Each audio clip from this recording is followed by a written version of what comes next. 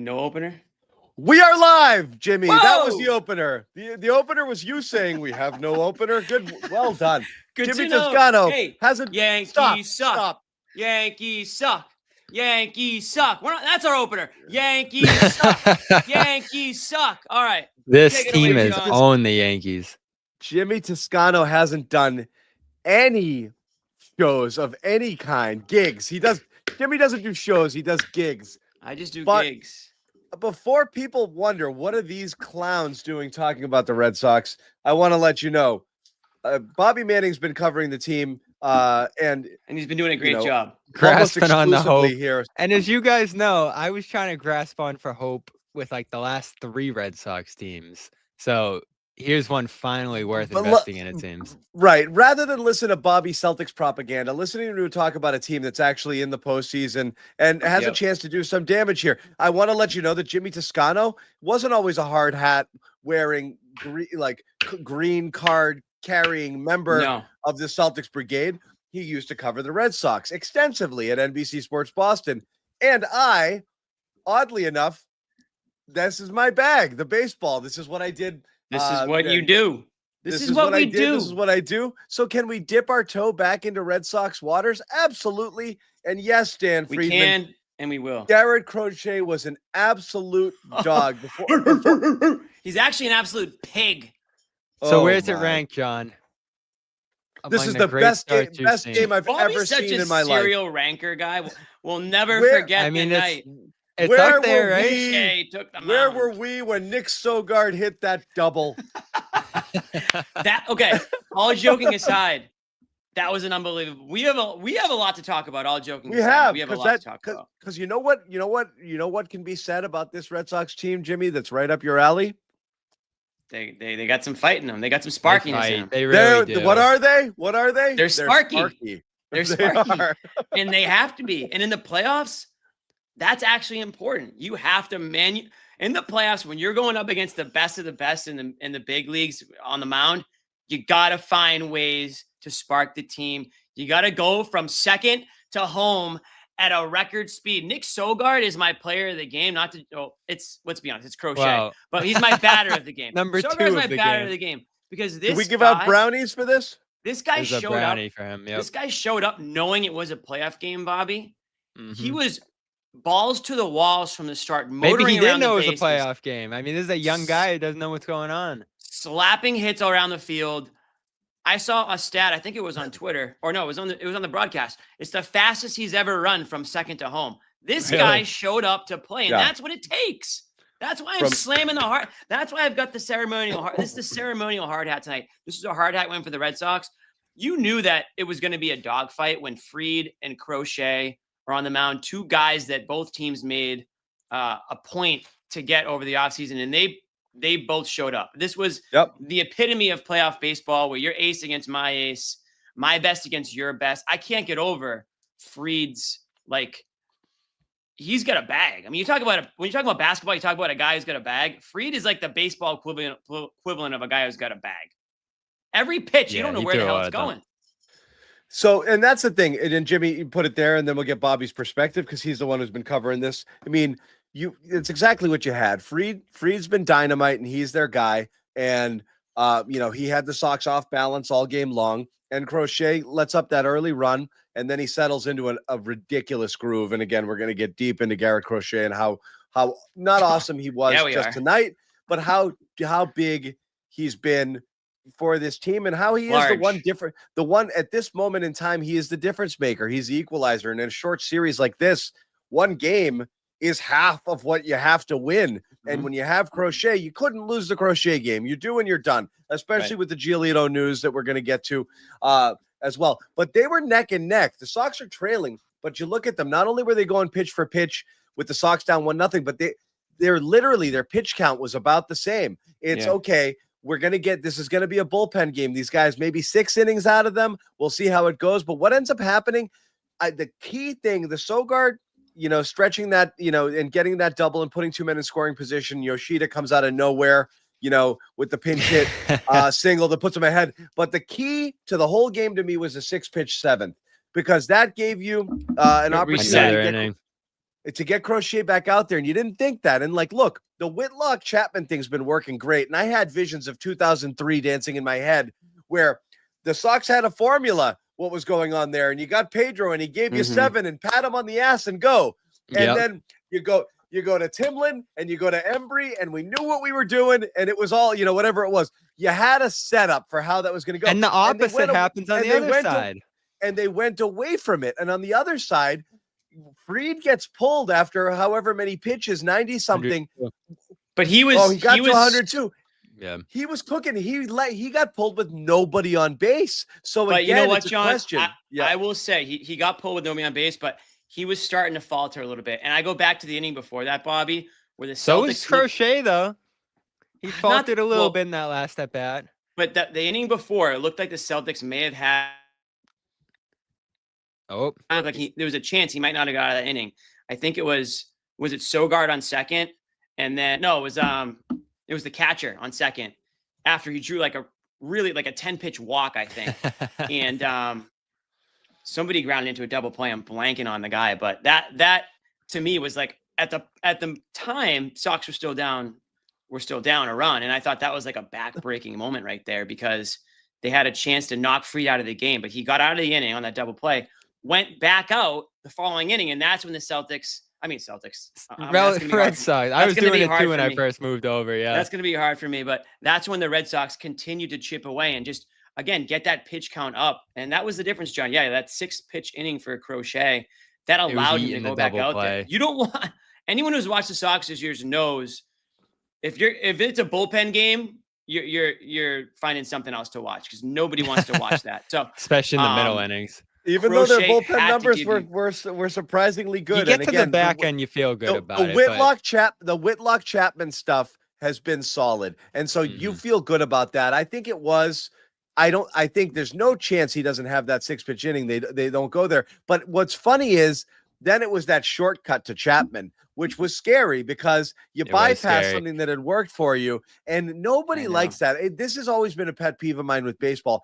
I don't get the closer thing. I don't like to come in the middle of innings.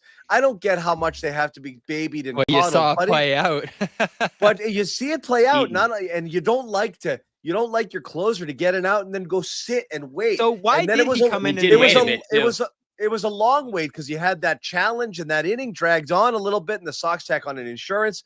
But holy crap, it was stressful. And what worries me is like, how much does this mess with their mentality? They go out there and he's throwing 95, 96 all over the place. Like he just doesn't look like himself to start in that 8th inning. Scary. And then in the 9th, boom, boom, boom, hit. So it threw the whole thing out of balance. I'm not going to say they're lucky, but holy crap, it was stressful because it went against convention. Even that third out in the 8th that he got, oh my goodness, near collision in right center field between Abreu and Rafaela. That was Abreu wasn't even looking at what was going on. Almost a catastrophic moment. And to talk, if you watch the team all year, that's happened mostly in left with Duran and Rafaela numerous times running into each other or pausing and letting the ball drop below them. I mean, that would have been.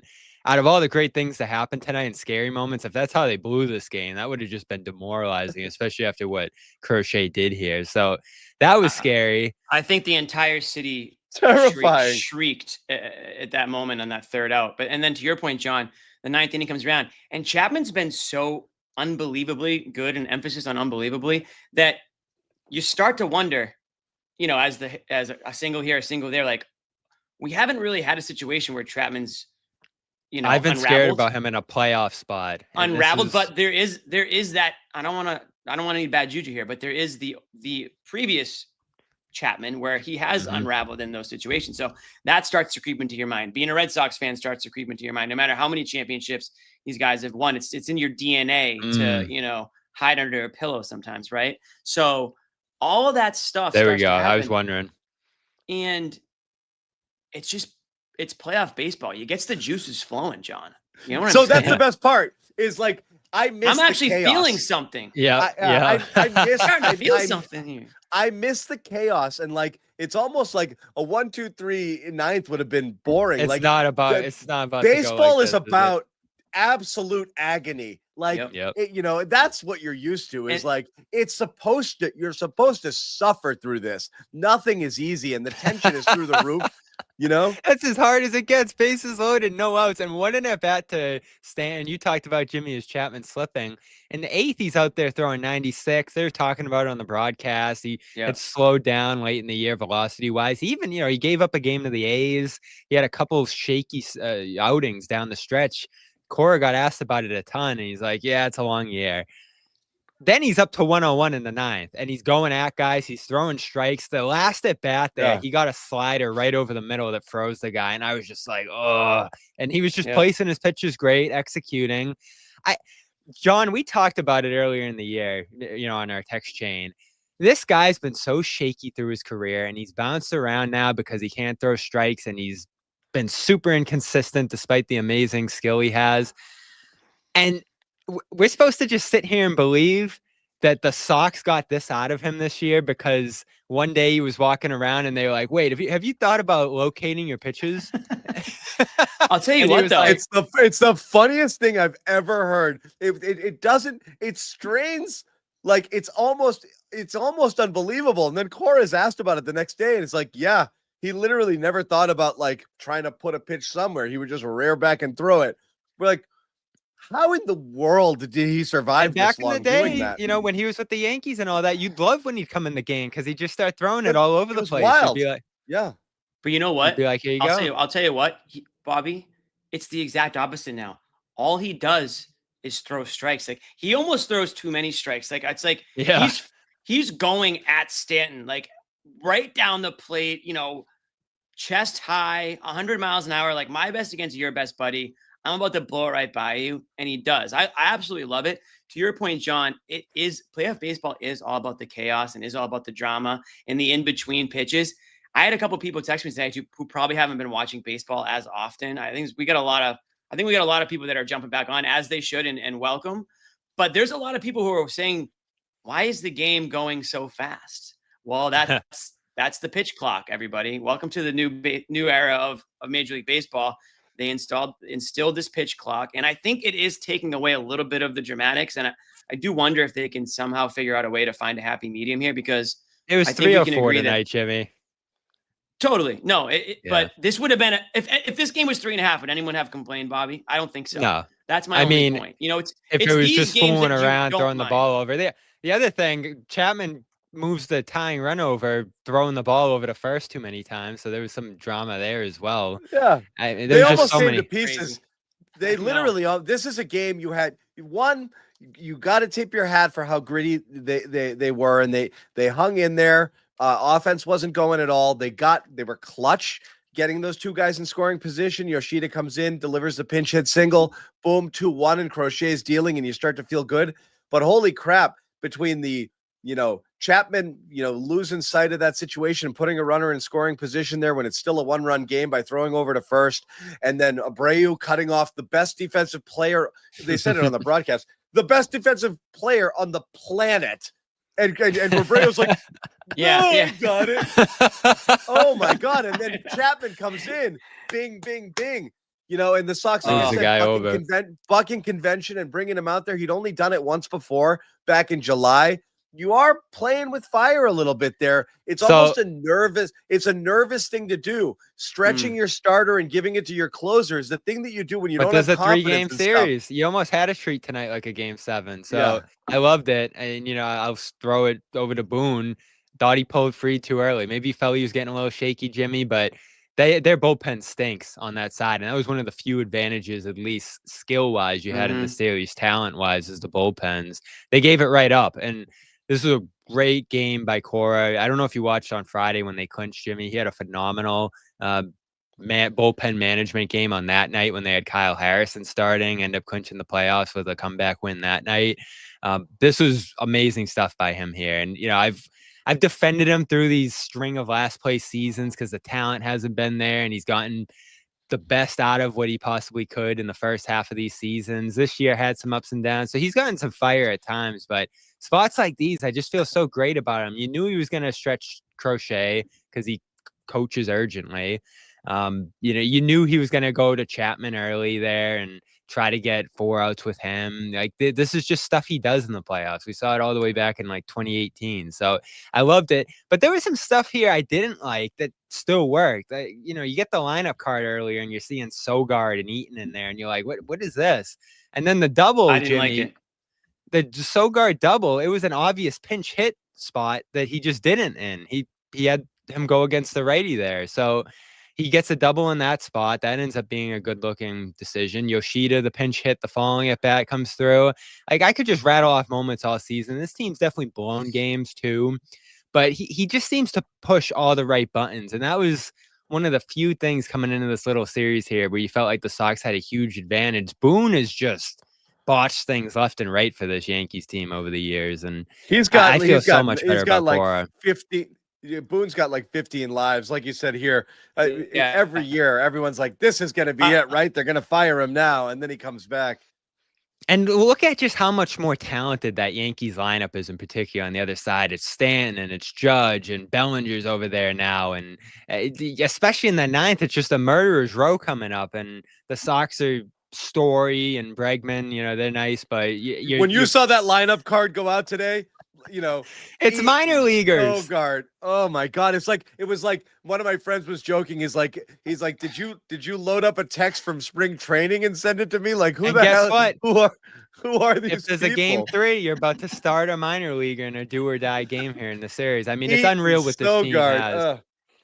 Yeah, I couldn't pick these guys out of a lineup, like it's unreal. And that's what you get, man. You get those guys coming up in big moments. That's one of the cool things about playoff baseball. You never know who's going to be, Curtis Laskanik. You want me to go deep into the thing? Yeah. Big critical inning and extra innings against the Red Sox Yankees in 2004. You find these guys and you're like, oh my God, you'll never think of them again. But they come up with these big hit, plays. Bellhorn. There's guys. Dong off the foul pole. I can still hear the mic ringing off of that. All of that stuff is great. No, and Yoshida, I mean, credit to him. But he was on like a milk carton to start this year, and there he is hitting a game-winning, single in the playoffs now. It's great. Yeah. I know. One of the things I do like about that, I'm glad you brought that up, Bobby, is that, you look at the lineup and you say, where's Yoshida? Where's Lowe? Where's Abreu? These are the guys that have the bigger names around the team. They've been hot they've been hot in and out. Yoshida's been really hot recently. But they play the matchups. You got to give Cora some credit. Yeah, they played the matchups. You look at the stats and you say, wow, Ref Snyder, maybe he shouldn't be in the game. But, then you look and you say, okay, he's got like the 3rd best on base percentage in the majors against lefties, like over the last 3 years, which is just like a wild stat to me. So it's like there is, these guys know what they're doing, right? I mean, Breslow is in the position that he's in for a reason. Cora, same thing. So you kind of have to trust them. They have gotten this far. They've gotten a lot out of a little. And I think tonight was a perfect example of that with the way you saw them manufacture runs. And credit to Yoshida. He probably could have been somebody who said, why the hell am I not, in this game right now? This is why they signed me. I think I've earned to play. But he played his role. He came in a huge moment, and he drove in a massive run for them. So 2 runs, right? So, again, just great team baseball from this Red Sox squad. And it was a must-win game. If you wanted a chance in this series, this was a must-win game. And they struck as soon as they had an opportunity to. As soon as they saw Fried out of the game, Cora was ready to strike, and they were prepared for it. And they did everything they had to do. And Chapman made it interesting. And that's honestly, I know Chapman was lights out this year, but that's kind of the Chapman that I remember. Everything was always a circus, I felt like, with Chapman on the mound. I'm just glad that he was able to reel it in and get out of this game, because that would have been, I don't even want to think about how that would have gone for the rest of the way. But and look, and again, you say you're nervous, Jimmy, with the Sox, bullpen. The Yankees. This is the key to the series for the Red Sox. You get into that Yankees bullpen, which has been shaky and certainly an Achilles heel. It's like a 4-3-7, isn't it? Something like here. That. So this is where you're making it, and you saw. They threw their high leverage guys in today. And again, this is the beauty of the 3-game wild card. Like, yeah, some of those guys can come back and throw again tomorrow, but they had to spend a bunch of their high leverage bullpen arms in this game just to kind of keep it where it was. And it didn't work, and they lost it. And the Sox did nothing, in that regard. And yeah, you're worried maybe you burned Chapman, it is what it is. But you're coming back home, and you've got a guy who's been really, really, really solid for you. And again, you're not going home, John. You're staying in New York. All 3 at Yankee. Oh, sorry. Yeah. So they're stay out there. Yeah. It's spaced on that. But you got Brian Bayo on the mound. You got to try to lock it in tomorrow, because you know what's going on in game 3, which is potentially a rookie. Oh, I don't know why. I don't know what but you New do York's there. got a rookie as well. New York's got their rookie, Schlittler, who's actually been a beast for the most part of that. He was they on my used fantasy Hill baseball on team, Sunday to try to win the division. So that's an opportunity. And then, we don't have to get there yet, but Conley Early's been excellent. As great as you can imagine, and I like to tease these minor league guys and, make fun of some of the names that they've called up this year, but they have gotten a lot out of some of these guys. And your guy, John, Peyton Tolley, might make an appearance. And I didn't even think he was going to make the roster before this. Tolley's 100% going to pitch, because the best thing about him now, you unleash him for 2 innings at a time, 3 innings at a time. He just comes out and he throws 180 miles an hour. He's been awesome. He hit 101 the other day. Yeah. And again, he's hitting 101, but he's also got that Chapman thing going on, where he's out next to Chapman. He's got the longest release point in the majors, right behind Chapman, where that 101 comes in just where he lets it go. He's such a big guy with long arms. He lets that thing go. That's coming in like 105, 106 when he's up into that velocity level. So that's a weapon. That's a weapon that you're absolutely going to use. And I love the idea of stretching him out, there, because again, his arm extension is insane. And when he's only got to pitch a couple innings, he can just pop his ears, rear back, and bring it. But before we get into it feels like he's got that dog in him too. Yeah. Before we get into game 2 and game 3, let's give our flowers where they are most deserved in this game. And that, of course, is to Garrett Crochet. Before we do that, we want to give a quick shout out to our friends over at Prize Picks. Again, if you haven't, more on Crochet strikeouts in this more or less, or pitches. Football, doesn't matter. Get in on the action here. You see it on the screen. Download that app. Use your code CLNS to get 50 in your lineups after you play your first $5 lineup. You pick more or less at least 2 players. That's all you got to do, up to 2,000 times your cash right there with Prize Picks. And again, the best time, period, to do this. All the sports. I want all the sports going on at once. I want to be able to mix and match. I want it all between, again, basketball's about to start up, hockey as well. You've got the baseball playoffs, and of course, you've got football going on as well. So sign up again. Terrific stuff, free squares, promos, all sorts of different things. Taco Tuesday, what have you? Tons of promos. But the most important one is, if you haven't signed up, download that app today. Once again, use the code CLNS. Get 50 in your lineups after you play your first $5 lineup. Once again, code CLNS, 50 in your lineups after you play your first $5 lineup. Prize Picks, run your game. So let's get into it. Jimmy, you might need a Red Sox hard hat. If they win this series, I might be on the horn with my hard hat guy. Yeah. I might have to. What more can you say? What more can you say about Garrett Crochet in this one? Again, it looked a tad shaky to start, and then nothing ever happened again. The rest of the game, 17 straight guys went down. Locked down, and that's it. And the guy is a freaking horse. You see him, he's this big dude, and he's just dealing. And again, just unbelievable what he was able to do. This is what, you want to give ownership. He's got a dumper, huh? He's a big guy out there. He's a big dude. Jimmy's giving ownership crap. You went and you traded for this guy. You signed him into an extension, and he's everything you could have possibly imagined he would be and more. And again, you look what happens when you go out and pay for top end talent. I know, but I mean, again, we've seen them be bit before with it not working. The David Price situation and this. But and that. You got the Chris Sales of the world, like they've hit on some too. Yeah, his sale was. I think the difference was, John. I think the difference was they gave up assets for a guy instead of sign somebody that the other team said, "Yeah, we'll let you go, buddy." You know what I mean? Like a little bit of a difference there. But then they paid him. He was somebody that they wanted, but then they paid him. They've been good, I will say. And everyone who watches the Celtics post-game shows knows that I've taken many, many, many shots at Red Sox ownership over the last couple of seasons, and that's why I stopped supporting them for a bit. Not because I'm a Fairweather fan, but because I refuse to support ownership.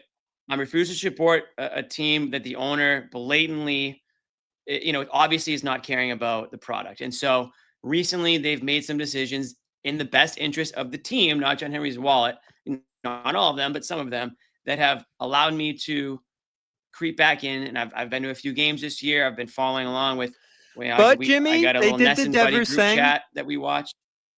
They did the Devers thing, and we weren't thrilled about that. I went on, I think we did a Celtics show, and I was for it. You were? Because I was, and you can probably go find that, because there was just something off with Devers, and it was obviously off the field stuff. We know he's a great player on the field, but the Red Sox didn't skip a beat after that. They didn't. In fact, you can make the case. Capsized.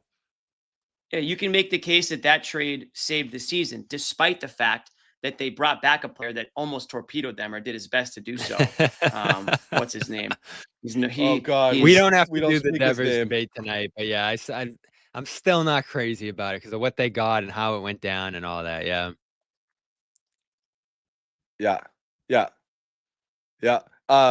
Hold on, I think we have something. Oh, I do. I've got look, who do I have? Cora. I've got some post-game sound. We're going to play it a little bit. I think this is talking about Crochet. Alex, we ask a lot of analytics questions to you about baseball, but how much would you say was just your gut with Crochet today, your baseball mind, or did you kind of know all the scenarios, or was just your gut and how he looked in play today? I think it was him. What do you mean by that? Yeah. I mean, the stuff was still really good at that point. He was throwing 97, 98. 99! The previous inning was a quick one, so gave us a chance to push the envelope. In the eighth, it was a quick inning against a pocket that gave him kind of trouble early in the game, so I didn't hesitate. I told Bales he's going out, and he did his job. Sorry. In an era where pitchers almost never pitch that long, what is it in Crochet's makeup that you saw him having the ability to do that? It started yesterday. We were joking around that for some reason our front office was in the bullpen checking something over there, and he was in the dugout with me, and I told him we should call the bullpen, and he's like, tomorrow you're going to make one call to the bullpen. I say maybe two. He's like, no, one. It's going to be straight to Chappie. I'm like, okay, I'll take that, and that's how it worked out. What is it in his makeup that? It's just a guy that wants it bad, to be honest with you. He was in a situation last year that he was learning how to become a starter. He got traded to become the ace. He got paid like an ace, and since day one, he's acted like that. 100%. I'm muted. Shut up. Yeah. Fuck. I was muted too. I'll give Cora the credit. He didn't want to take it there. No, you got me. I gotta go. I got muted. I was muted. Yeah. But there's been a lot of analytics BS that we've complained about with baseball in recent years. And I think it's still so important. He's a proponent of analytics. He is, but I think it is important to have a guy like that who can push back a little bit in that spot. Cause I'm sure the alarms were sounding to take him out, when it came to the sheet and whatever numbers were flowing out at them there. So I'm so glad that they've stuck with him as manager. I feel like he's at his best when he's making gut calls in these kind of spots. I mean, Jimmy, there's no way that numbers were saying to let a guy like this go 118.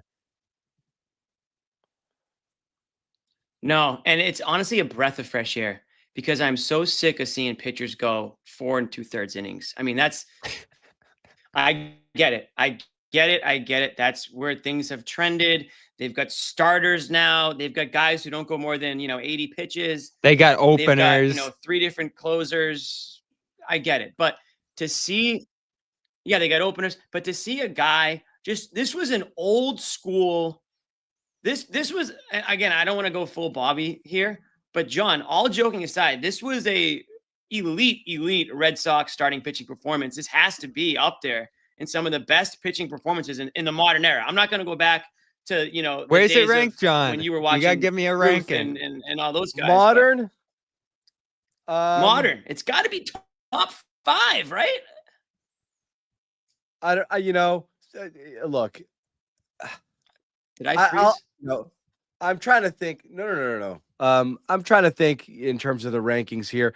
One that comes to mind, Josh Beckett. Listen, we're not going to be able to down 3-1 to the Indians at the time. Now the Guardians, down 3-1 there in Cleveland with a chance to them to lose it there. I think his girlfriend saying I forget what it was. Anyway, Derek he goes out there. That was ballsy as hell. Shilling bloody sock is always going to be legendary as well. With that sort of stuff. I'm saying though. I mean, this is going to go down as one of those. But this, and again, it's one start and it's game 1, and you have to get a little bit deeper in order for that to matter. But as Cora said, you got him to be the ace. This is what aces do. Each team threw their guy out there. This is what I got, and the Sox came out on top. That's got to make you feel good. And again, doesn't matter the length of the series, 3 games, 5 games, 7 games, 3-game series. You got this guy going once, in a longer series, you have him going a couple times. You just got to feel good. Look at the Tigers couldn't have possibly played worse today, but look what happens. Their ace takes the mound. Boom. That blew my mind. Yeah. So the Guardians were flying around and playing great baseball, and they had the Tigers numbers, but you got to face this guy. So good luck. Boom, I know, and pitching matters so much now. Yeah. And it's so incredible. But also, you got to be able to get deep. And that's what ends up happening. The playoffs are a grind. And the fact that Crochet was able to get as deep in the game as he was, I think, is the big key here, because you could see that. Foul it off, stretch out those at-bats, make them strike you out, take pitches, work it. You want to get that guy to close to 100 pitches after 5 innings and get into that pen and then go to work. And the fact that he was able to almost go 8 innings in this one, I think, is just an amazing thing. That is modern day workhorse stuff. It's just so hard for pitchers to get deep into games, particularly in the playoffs. It's just huge performance for him. And again, what a great thing to have strikeout a pitchers let him do it. Yeah, exactly. Strikeout pitchers too. I mean, this is a guy who had 11 Pedro out of the pen in 99. That was unfriggin' believable. Yeah, that was elite. That was the best. Listening to, thank you for bringing that up. People talk about that as well. If the oral history of that game, I'm just going to tell you, the air went out of the building when Pedro comes in, because they tried to tweak it. They started Saberhagen, or I forget who it was. I don't even remember who started that game. And they get to 3 innings and it's like, this was gross. And then Pedro comes out, and he wasn't feeling good. His oblique is messed up. He threw 90% changeups. He just came up there and threw changeup, and just shut it down. That was the ballsiest one. I forgot about that. Unfreaking real. Anyway, go ahead. Yeah, let us know some of your favorites. For those wondering, in the chat. John's a big Pedro guy. For those wondering, I think you told me he's in your Mount Rushmore. I love Pedro too. You can get John on Pedro for a while. Pedro's in Larry Bird territory as far as Mount Rushmore goes. He is he locked in there for me. Yeah. He was 101. And I ran into him at Fenway in the late stages of the season, and it was just one of those moments that blows you away. Run into a legend like that. That was awesome. A legend in every way imaginable. He wasn't just a great pitcher. He's the most engaging, fun, intelligent person to be around. He's just electric. Pedro is one of one. He's no question about that. And it's good. An absolute animal. Absolutely the best. Yeah. And it's good to see this team again. They've had such invisible players for years now. And this season, we can get into the, how this year has gone here, but for Story to get back on his feet, for Bregman to arrive and actually give them some credibility and a real rock at third base, to get Crochet and what he can do here. You finally have some guys that you can latch onto on this team, and the young guys too, John, to see them actually coming through and panning out, Anthony in particular. And it's a bummer he can't be part of this run. The injury stuff this year has just been ridiculous, and that adds to how incredible this is. But you finally have some guys you can latch onto. People, like Jimmy said, people tuned out this team in 2020, maybe 2021-ish, and they haven't laid an eye on them since, because they've stunk and they've been a disgrace and they've just slapped the fans across the face again and again. You're finally seeing it shift the other way through some combination of actually spending and making moves and rightfully so, it appears, believing in some of the young guys here and holding on to them. It had to be a balance of the two, and they finally gotten there. Yeah, look, I don't want to do the whole but it's understandable why people dipped out. But the energy is always real, and we say this all the time. Like the world is a better place. Certainly, Boston's a better place when the Red Sox are relevant. The energy of the city changes, the attitude of the city changes, and you can definitely feel it. There's something the Red Sox have that the other teams don't, and they've always had, is that collective thing where everybody's feeling it. I feel like they've always got the widest reach in terms of interest. It's like moms, grandmothers, 80 years old, doesn't matter who you are. There's a connection and attachment to this team that runs deep, and it's infectious when they're really good. And you get into these playoff runs and it changes a lot. So I do think it is easy to jump back in, even for the people who haven't been fully invested or engaged in the team because of, whatever missteps you felt ownership made or such. But this was a fun team to watch all year. And again, it really is a real bummer that Roman Anthony would be such a huge addition to this situation here. Him in the Bronx going right now and being part of this. And the latest update was he really hit a big home run discouraging. early in this building. Yeah, he's in Fort Myers and he's not even close to doing baseball activity. So Cora's hopefully his first at bat will be game 1 of the ALCS. Even that seems far off, and it's too bad. But again, let's not put the cart before the horse here. You got the Crochet game out of the way. You got to give your props to Yoshida. You got to give your props to Sogard. Other thoughts from this game before we look a little bit ahead on how it's going to play out the rest of the way? Because there are challenges here based on, kind of the news that we have, recently about Giolito and how that's going. Yeah, only other thing from this one for me is seeing Bregman. Yeah, I mean, I'll say. Go ahead, Bobby. Sorry, I'm on a delay. Bregman had a weird finish to this. Bregman had a weird finish to the season where I almost started to think he was hurt. It was so bad. So seeing him have a 2 for 4 here is important. He's one of the only rocks in this lineup that you feel great about when they come up. So to see him actually return to being a guy that can come through in spots like that's nice. And I'll throw more credit to Story, who I just mentioned a moment ago. I couldn't stand this guy, John, just from afar. And, it's been interesting to actually get around these guys a little bit and meet them. Because when you're a fan, you're just like, that guy sucks. He's terrible. You don't know these guys. Story's been a nice guy to talk to. Like, getting to know him a little bit and, ask him questions. And he's got, some real allure to him, right? The Colorado days. He was a great player. And it just went sideways the moment he arrived here. And, Bogarts goes out the door in a tough way, and you sort of end up throwing a little bit of your vitriol toward this guy because he couldn't get on the field. He was pretty rough when he played, and so this year, really out of nowhere, he just started fulfilling everything he could have done when he signed here, hitting for power, one of the leading RBI guys in the league. And way down the list there, he started this year like 31 for 31 on steals. 31 for 31. Well, and so when he got on in the 9th and they're up 2-1, I said, he's going. 2 outs, he's going. And he barely got in there. They hit him in, and you have that crucial insurance run there. That was great baseball. Yeah, Dave Roberts situation. Get on base, get that run. Again, a different situation. Obviously, they wanted that pad.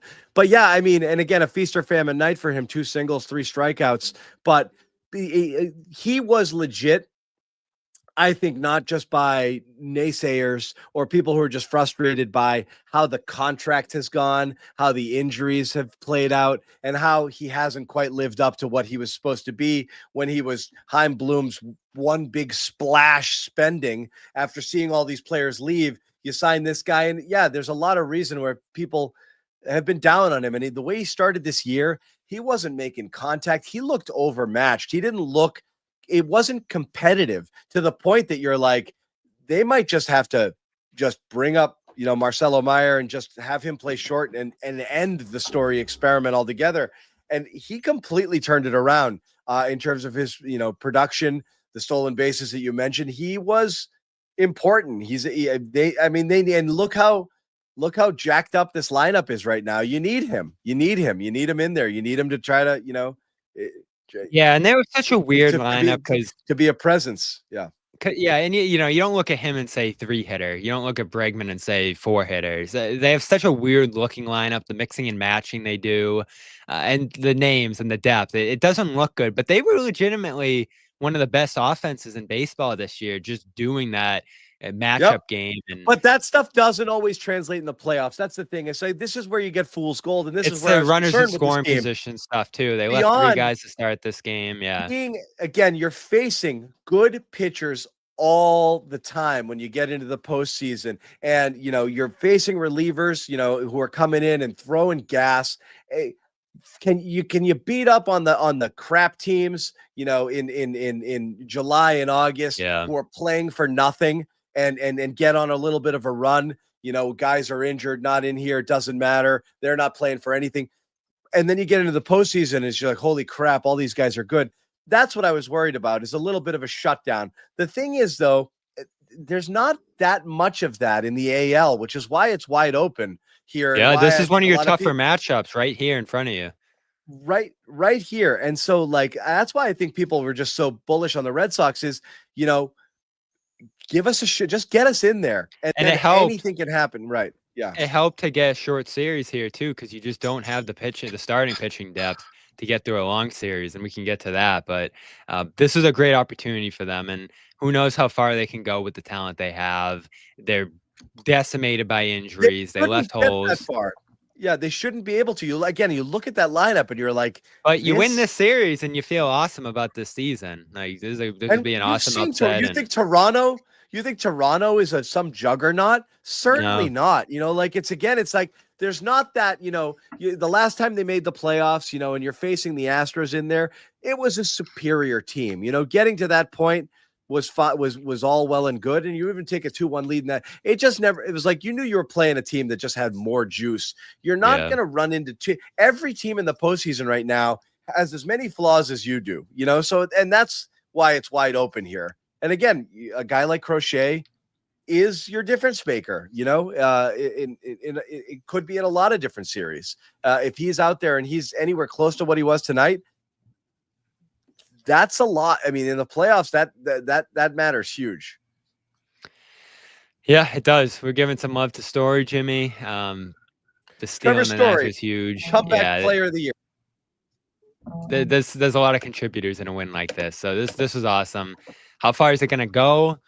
I think you got to get tomorrow. You got to get tomorrow. I don't think you can go to that game 3 and the rookies and early and Poli and all that. It'd be fun to see how that goes, but you want to get this done tomorrow. Bayo. Yes. Do you want to do the Giolito stuff first, John, or do you want to talk Bayo? Yeah, I mean, look, so this is a real kick in the but first it's missing the series, then it's missing the playoffs.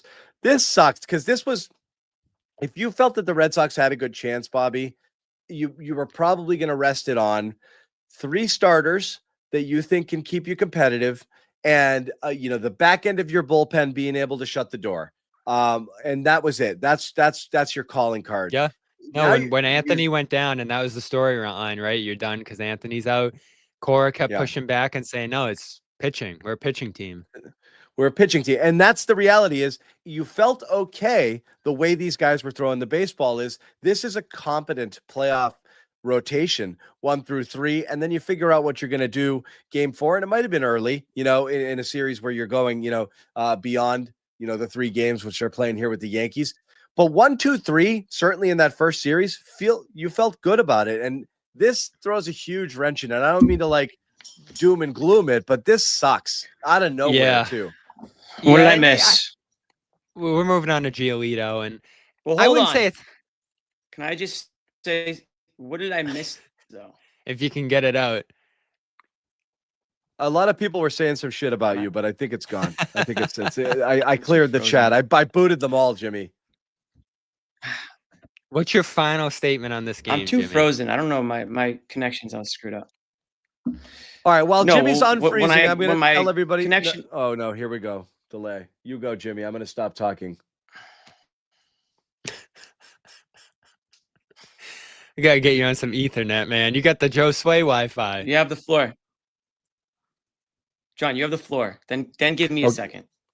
Okay. All I was going to say, while Jimmy was collecting his thoughts, I was going to tell people the majority of you are watching this on our regular channel where you're used to seeing us with the Garden Report. And we welcome you and we love you. And it's so good to have you here. And we wanted to be able to pop up here and, alert so many of our, friends and followers and subscribers. And those of you who are used to, taking in our Celtics content to be able to bring you the, special, kind of, Red Sox postgame show, which is something we don't normally do. We're also broadcasting to our Red Sox All Access channel, which could use some love and use some help. And I want to let you know that Bobby Manning, who's been covering the Red Sox beat the whole second half of the season here since the Celtics went out early, he's posting content there regularly. Bobby and I are going to, if the Sox go a little bit deeper, we're going to restart the Red Sox Beat podcast. We'll be putting that over there as well. We want you guys to join us. So do me a favor. If you're fans of us, fans of the Garden Report, fans of the type of content, subscribe over to our Red Sox channel. We're trying to grow it right now. Just go in, check it out, subscribe. It's there. Another place where you can get some Red Sox content, and hopefully we get a nice deep run here, throughout the postseason, and we can kind of bring you more stuff. We should be, when they return home, hopefully, if they make it through the Yankees, we'll be covering the division series in full force, and we'll have a lot of content there as well. So hopefully this is just the beginning, and we'll see where it goes. Jimmy, I'm going to pause, count to 5, and let you have the floor.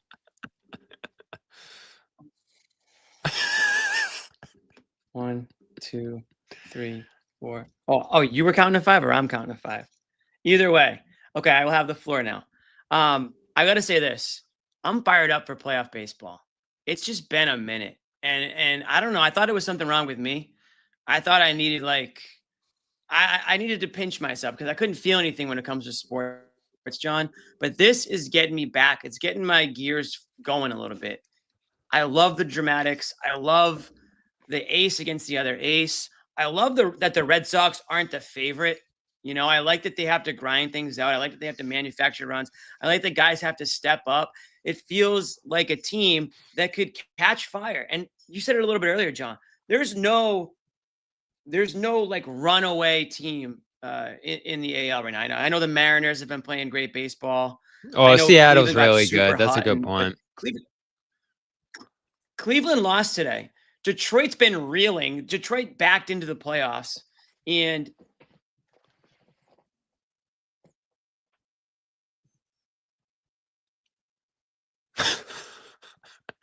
started good. Sounded good.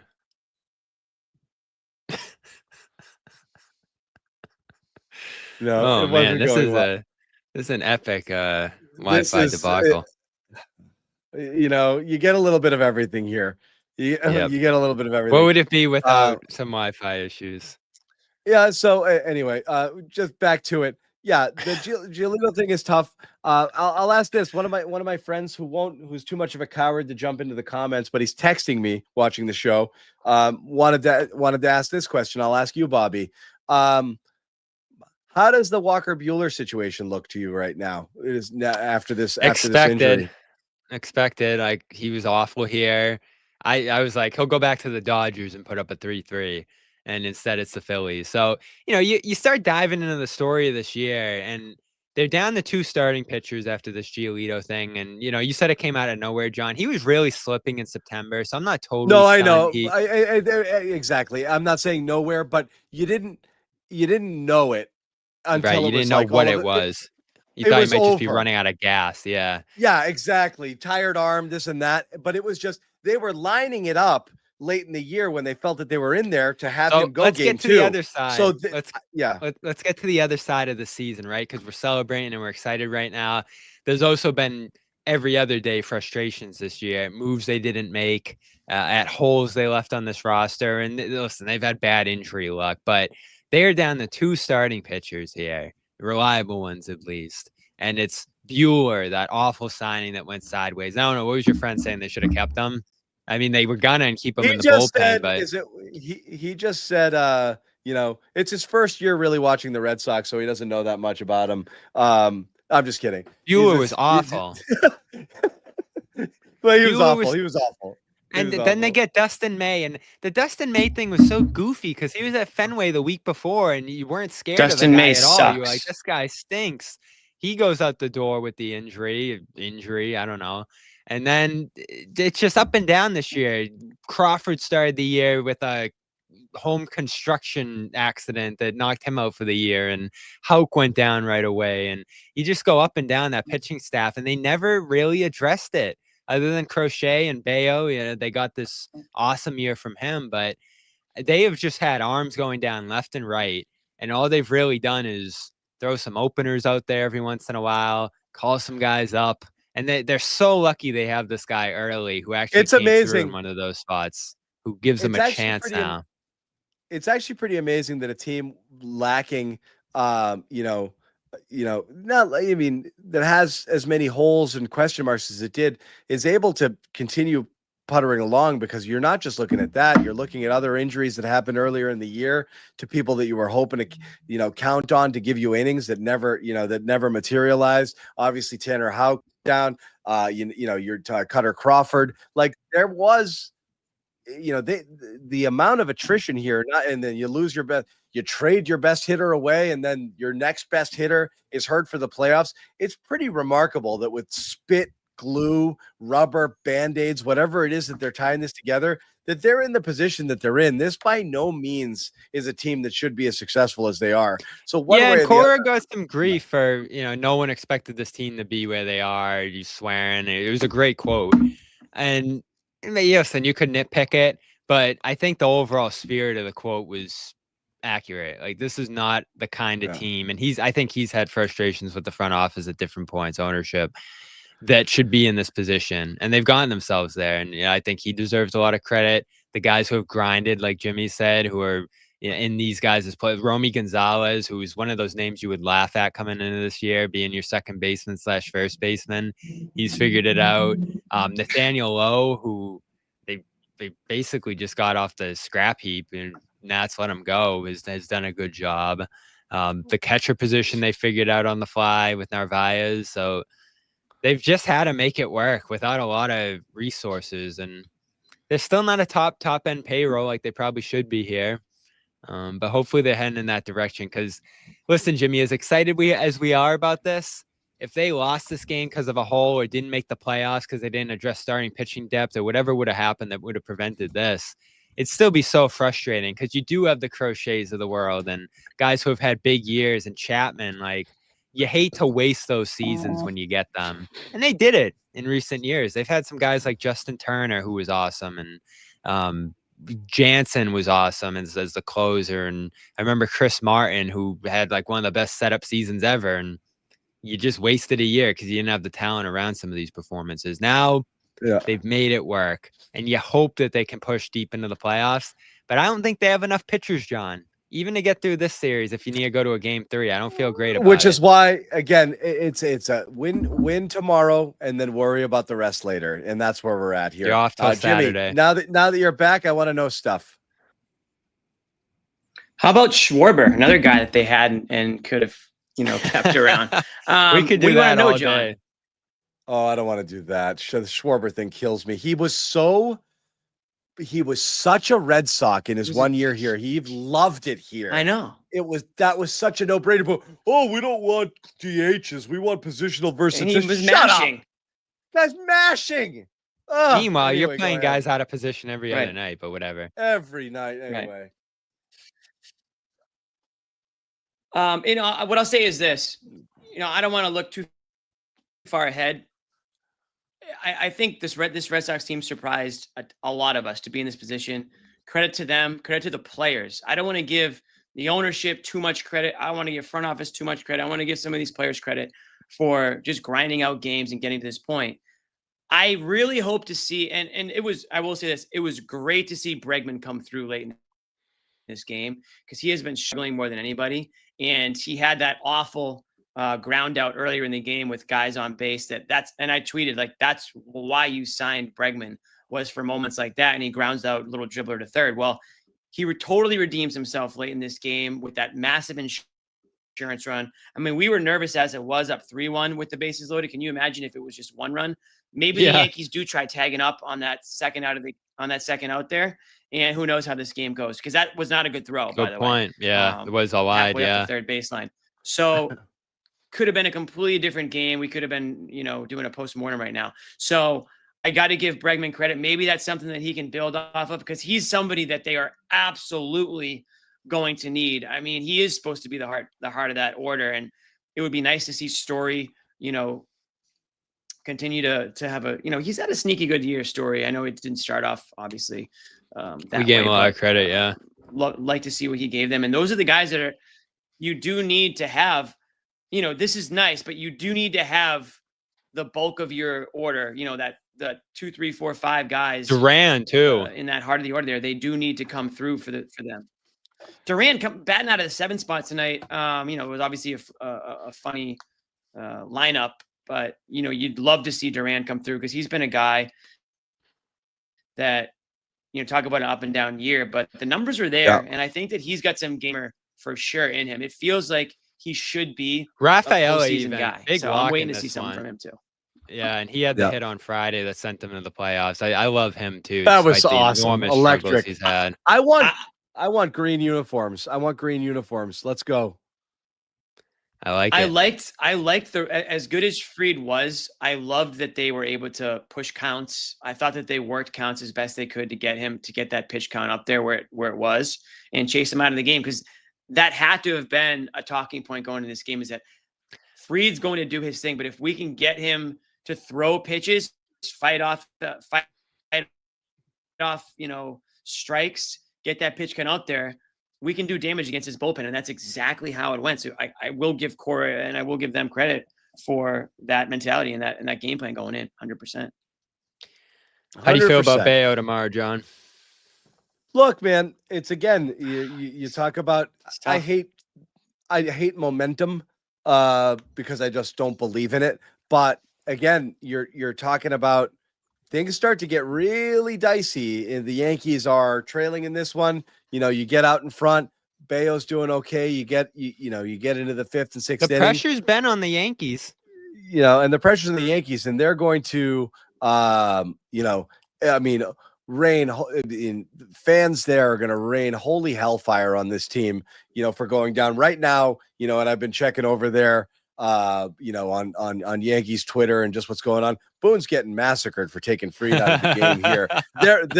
They're ready to kill this team. They really are. Here's the story with Bayo. 5.40 ERA in September. He came into September with a 3.07. Look, I don't feel great. Yeah. But the Yankees numbers are great. I think he has some of the best numbers all time against the Yankees. It's 2.4. Let's see, ERA here. I'll get it in a second. But he had some of the best numbers of any pitcher against the Yankees to a certain point this year. So you feel good about him as much as anyone else in the spot. And that's been another story of their season, is him tagging along with Crochet and being a legit number 2. He's got 2 wins and a loss against the Yankees with a 1.89 ERA, 19 innings pitched, 11 hits in this one, and 17 Ks with a batting average of 172 against. That's Bayo against the Yankees so far this year. So that definitely feels well. I don't love how he ended the season. And again, he's inexperienced. You never know how he's going to answer the moment here, but I don't feel terrible about it. I'm really curious to see how this goes. Yeah.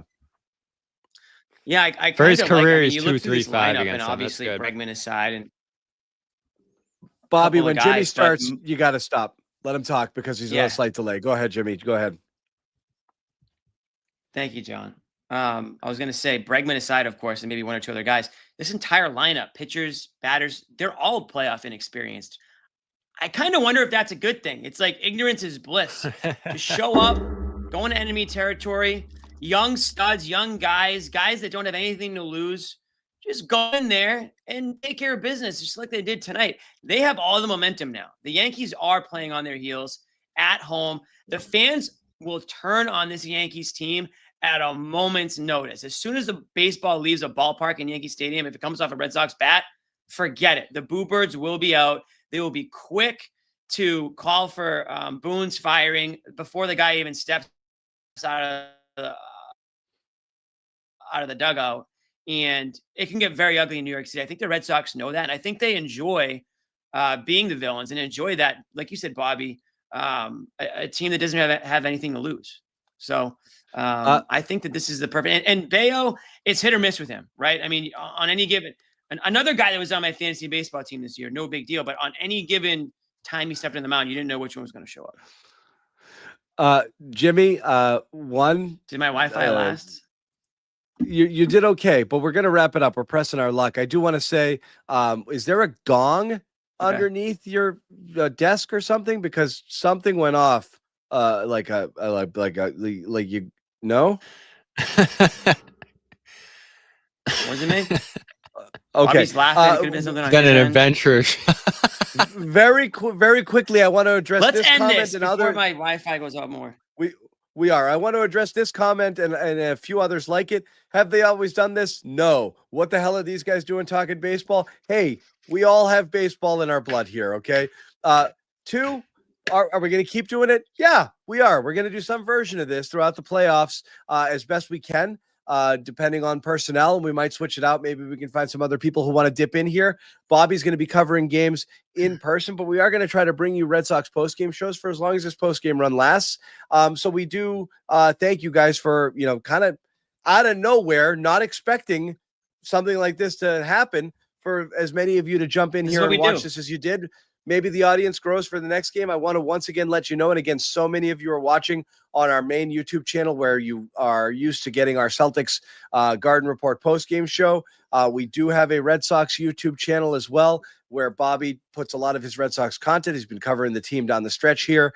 The second half of the season after the Celtics got eliminated, and he'll be covering them throughout the playoffs, which is great. So you're going to get in-depth reporting from those games here as long as the postseason continues on. So definitely sign up. You'll get some more Jimmy Toscano. You'll get some me, and you might get another cast, other cast of characters in here who want to come in and talk Sox. I'm going to fix my internet too. As they try to roll through the playoffs. The Red Sox defeat the Yankees. A very fun game, an exciting game, 3-1. Classic. You'll always remember this one. Yankees Where suck. were you when? Yankees Where suck. were you when? Yankees suck. Yeah.